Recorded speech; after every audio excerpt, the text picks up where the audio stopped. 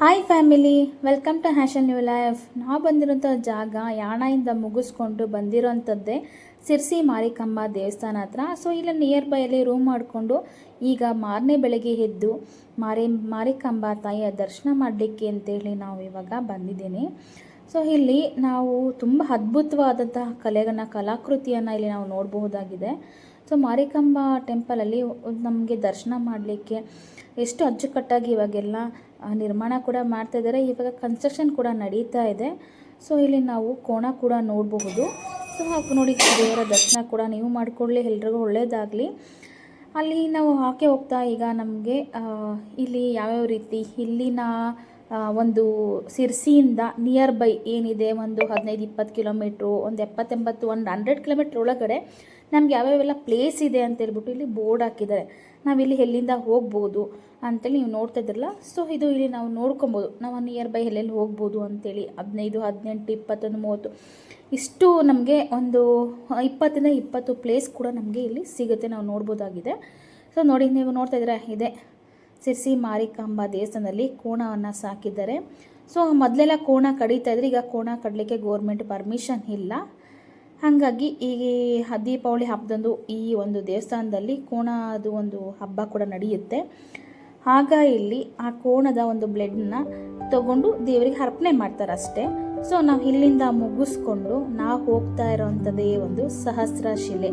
ಬನ್ನಿ, ಸಹಸ್ರ ಶಿಲೆ ಹೇಗಿರುತ್ತೆ ಅಂತೇಳಿ ನೋಡೋಣ.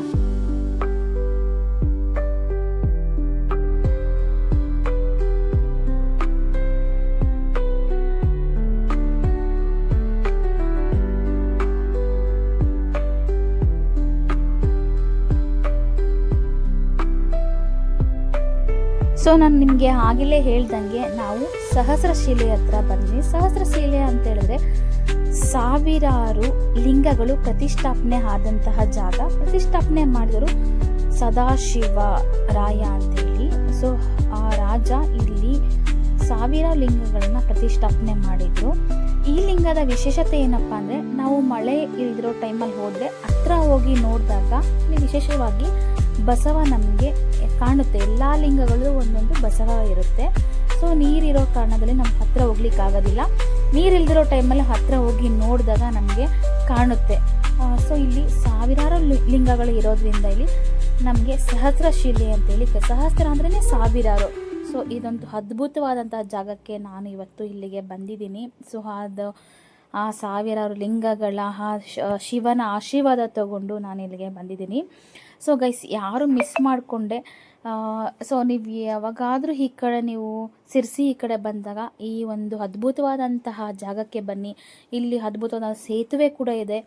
ನಮಗೆ ಹೇಗೆ ಅನಿಸುತ್ತೆ ಅಂದರೆ, ಆ ಸಹಸ್ರಶಿಲೆ ನೀರು ಹರ್ಕೊಂಡು ಹೋಗುತ್ತಲ್ಲ, ಅದರ ಮಧ್ಯದಲ್ಲಿ ನಮಗೆ ಒಂದು ಸೇತುವೆ ಕಾಣುತ್ತೆ. ಆ ಸೇತುವೆ ಮೇಲೆ ನಿಂತ್ಕೊಂಡು ನೋಡಿದಾಗ ನಮಗೆ ಸುತ್ತಲೂ ಕಾಣುತ್ತೆ ನಮಗೆ ನೀರು ಎಲ್ಲಿಂದ ಬರ್ತದೆ, ಸಹಸ್ರಶಿಲೆ ಎಷ್ಟು ಇದೆ ಅಂತೇಳಿ.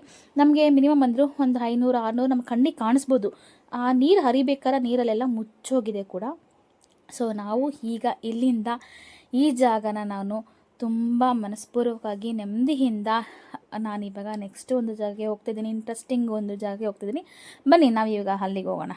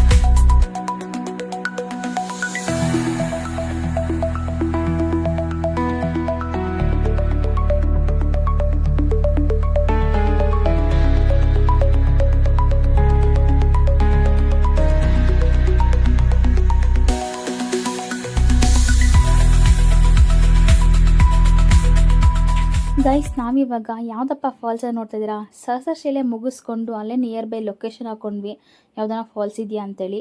ಅಲ್ಲೇ ಒಂದು ಫಾಲ್ಸ್ ಸಿಕ್ತು. ಅಲ್ಲಿಂದ ಒಂದು 20-25 ಕಿಲೋಮೀಟ್ರ್ ಆಗುತ್ತೆ. ಸೊ ಇದೊಂದು ಈ ಫಾಲ್ಸಿಗೆ ಬಂದ್ವಿ. ತುಂಬ ಅದ್ಭುತವಾಗಿದೆ ಮಕ್ಕಳು ಆಟ ಆಡಲಿಕ್ಕೆ. ಬಟ್ ಇಲ್ಲೊಂದು ಏನಪ್ಪ ಅಂತ ಹೇಳಿದ್ರೆ, ಎಷ್ಟು ದೂರದಿಂದ ನೀರು ಬರುತ್ತೆ ಅಂತೇಳಿ ನಮಗೆ ಮಳೆಗಾಲ ಟೈಮಲ್ಲಿ ಬಂತಂದಾಗ ನಮಗೆ ತುಂಬ ಅದ್ಭುತವಾಗಿರುತ್ತೆ. ಸೊ ನಮ್ಗೆ ಇದು ಕಡೆ ಮಳೆನೂ ಇಲ್ಲ, ಇದು ಕಡೆ ಬೇಸಿಗೆನೂ ಇಲ್ಲ, ಆ ಟೈಮಲ್ಲಿ ಬಂದಿದ್ದು. ತುಂಬ ಅದ್ಭುತವಾದಂತಹ ಜಾಗ. ಸೊ ಇದು ನನ್ನ ಲಾಸ್ಟ್ ಎಪಿಸೋಡು. ನಮ್ಮ ಜರ್ನಿಯಿಂದ ಸ್ಟಾರ್ಟ್ ಆದಾಗ ನಿಮಗೆ ಎಪಿಸೋಡ್ ಮುಖಲ್ಲಿ ನಿಮಗೆ ತೋರಿಸ್ತೀನಿ. ಇದು ನನ್ನ ಲಾಸ್ಟ್ ಎಪಿಸೋಡ್ ಆಗಿರುತ್ತೆ. ಸೊ ನೆಕ್ಸ್ಟ್ ಎಪಿಸೋಡಲ್ಲಿ ಒಂದು ಇಂಟ್ರೆಸ್ಟಿಂಗ್ ವಿಡಿಯೋ ಕೂಡ ಇದೆ. ಆ ವಿಡಿಯೋ ಜೊತೆಲಿ ನಾನು ನಿಮಗೆ ಬರ್ತೀನಿ. ಸೊ ನಿಮಗೇನಾದರೂ ಈ ವಿಡಿಯೋ ಗೈಸ್ ಇಷ್ಟ ಆಗಿದರೆ ಲೈಕ್ ಮಾಡಿ, ಶೇರ್ ಮಾಡಿ, ಕಮೆಂಟ್ ಮಾಡಿ, ಹಾಗೆ ಸಬ್ಸ್ಕ್ರೈಬರ್ ಮಾಡ್ಕೊಳ್ಳಿ. ನಾನು ತುಂಬ ಇಂಟ್ರೆಸ್ಟಿಂಗ್ ವಿಡಿಯೋ ಜೊತೆ ನಾನು ನೆಕ್ಸ್ಟ್ ವಿಡಿಯೋದಲ್ಲಿ ಸಿಗ್ತೀನಿ. ಯಾರೂ ಮಿಸ್ ಮಾಡ್ಕೊಬೇಡಿ. ಈ ಒಂದೊಂದು ಅದ್ಭುತವಾದ ಚಿಕ್ಕ ಪುಟ್ಟ ಸಣ್ಣ ಪ್ಲೇಸ್ಗಳಲ್ಲಿ ನಾವು ಇಷ್ಟೊಂದು ಎಂಜಾಯ್ ಮಾಡಿ ಬರ್ತೀವಿ. ಸೊ ನಾವು ಇಲ್ಲಿಂದ ಈಗ ಬೆಂಗಳೂರಿಗೆ ಹೊರಡ್ತಾ ಇದ್ದೀವಿ. ಸೊ ಗೈಸ್ ಕಮಾನ್, ಬೆಂಗಳೂರಿಗೆ ಹೋಗೋಣ. ಬೆಂಗಳೂರಿಗಿಂದ ಬಂದ ಮೇಲೆ ಒಂದು ಪ್ಲೇಸನ್ನು ನಿಮಗೆ ತೋರಿಸ್ತೀನಿ, ಎಕ್ಸ್ಪ್ಲೋರ್ ಮಾಡ್ತೀನಿ. ಅಲ್ಲಿವರೆಗೂ take care, bye, love you all.